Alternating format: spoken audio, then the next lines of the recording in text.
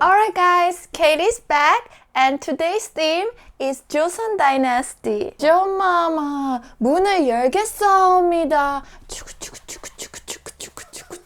And back then, they had long winters, so pickled banchans were very important. Today we do the most simple one, which is the onion pickled banchan. Hit it.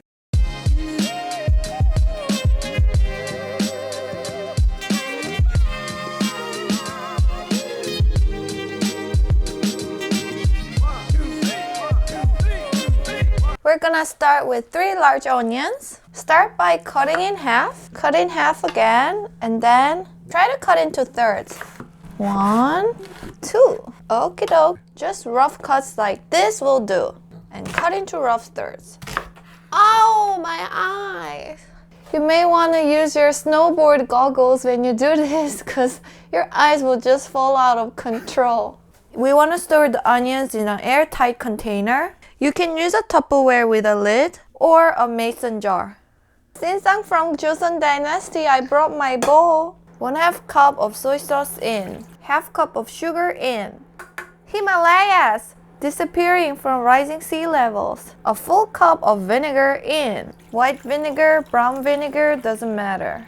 1 cup of water in. Bring it up to a boil. When it comes to a roaring boil, turn it off.